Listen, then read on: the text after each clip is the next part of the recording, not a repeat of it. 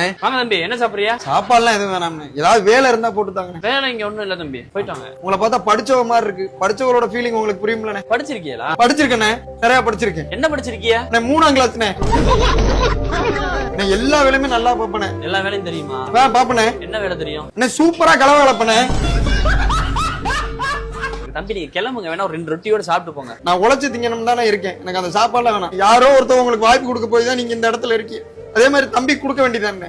எல்லாரும் பிறக்கும் போதே எல்லா வேலையும் கத்துக்கிட்டு வர்றாங்க, கண்டிப்பா சொல்லி கொடுத்தா கத்துக்கிறவனே தம்பி. என்ன தம்பி இப்படி பேசிக்கிட்ட? அதானே உண்மை. ரைஸும் பரோட்டாவும் கலந்து போடணும். கண்டிப்பானே, விசுவாசமா இருப்பேன் உங்களுக்கு. இப்போ நம்ம ஃப்ரைட் ரைஸுக்கு சிக்கன் போடுவோம்ல, ஆமாண்ணே. அந்த சிக்கன் எப்படி வெட்டுறதுன்னு பார்ப்போம். சரிண்ணே. நீங்க இப்ப ரைஸ் போடுங்க, போங்க. இப்படி இப்படி கட் பண்ணிக்கோங்க. ஓகே, சின்ன சின்ன சைஸா கட் பண்ணுங்க. சரி சரியா? ஓகே, கட் பண்ணிட்டு கூப்பிடுங்க. முடிச்சிட்ட முதலாளி. அதுக்குள்ள முடிச்சிட்டா தம்பி? முடிச்சிட்டேன், எல்லாத்தையுமே முடிச்சிட்ட முதலாளி. பரவாயில்லையடா, நல்லா வெட்டி இருக்கேடா. இப்படிதான் இருக்கணும் பீஸ். ரைஸ் போட சொல்லி தரேன். சரி. லெஃப்ட் கையில இதை பிடிக்கணும், ரைட் கையில கரண்டி எடுத்துக்கணும்.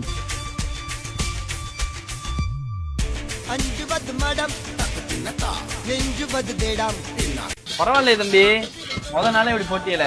ஈஸியா இருக்கு முதலாளி. அவ்வளவுதான் தம்பி. இப்படியாவது எல்லா வேலையும் கத்துக்கிட்டு முதலாளியை இம்ப்ரெஸ் பண்ணிடணும். The next day. சிக்கன் ரைஸா ஒண்ணா போடுறோம் முதலாளி.